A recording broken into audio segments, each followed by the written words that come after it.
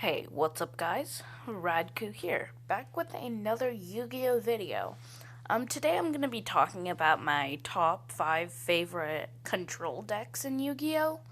Now, usually it would be like top 5 best ones, but these are my favorite ones, but they usually equate to about the same. There aren't a ton of control decks in this game, but without further ado, let's get into it. Really, the only reason I made this a top 5 favorite was because of this choice, which is Sacred Beast Control. Now, not many people play this deck because the Sacred Beast are kind of lackluster. The reason I like it is because you can turbo out the Sacred Beast super easily, and you get there can only be one for a great lockdown effect. And you'll have your Fallen Paradise protecting your Sacred Beasts while they're on the field. And then you'll have your continuous spells and traps that help buff your monsters. And then personally a favorite card is like the Sacred Beast Awakening, I believe. But it allows you to just sit on your Sacred Beast monsters to draw cards, to gain life and stuff. And with control decks, you're playing the long game. This deck can easily OTK, but the whole point of it being a going first deck is so that you can lock out your opponent from doing anything after you've turboed out the Sacred Beast so you can OTK on turn 3. Coming in at number 4, we have Skystrikers. Now, I have a personal love of this deck. It's super powerful, and there have been quite a few topping events with Skystriker in them and doing really well. But I feel like it just doesn't have the same representation anymore as it used to have. Skystriker's playstyle is basically getting out your Link monsters and having your spell cards to slowly chip away at your opponent, and that's really good. And then your Link monsters help to recycle themselves to get back your or to get back more materials.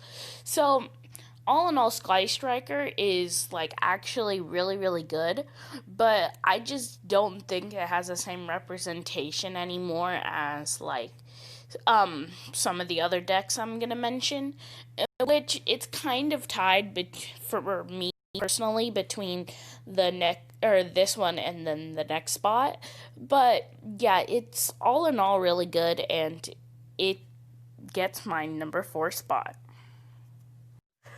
Coming in at number 3 is Generators. It's actually not a bad deck. Basically, the whole playstyle of this deck is to try to pump out tokens and then tribute them for special effects. So basically, the main boss monsters, one of them tributes monsters for an Omni Negate, which the fact that this deck can pump out tokens really well makes it to where it's really good with tributing. And then second is the other boss monster allows you to recycle monsters from your extra deck, and that's really good. Or not from your extra deck, from your graveyard, sorry. And that's really good. So Generators are actually just a pretty good archetype on their own without control strategy, but the control strategy of this deck really works, and I hope you guys would actually go check it out.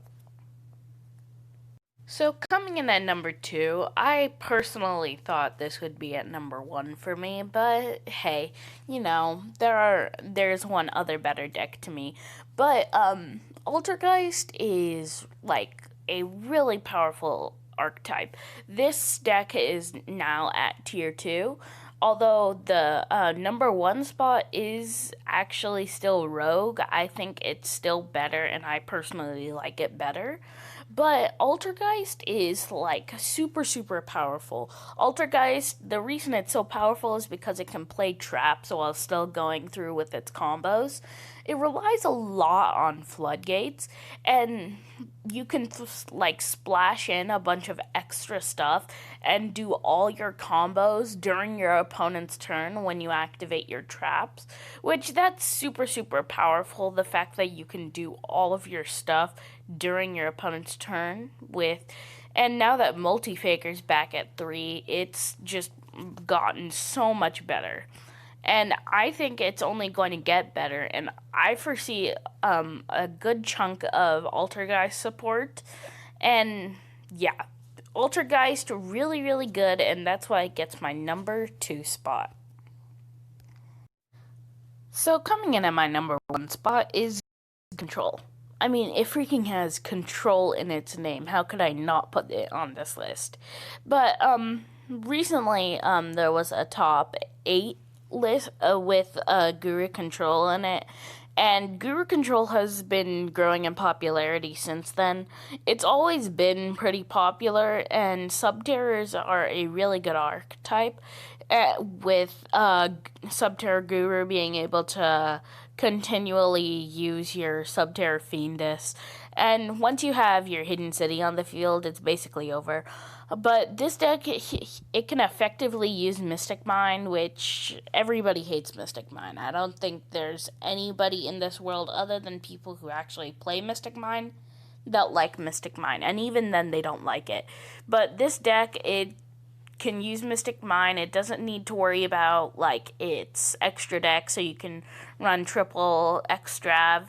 You can even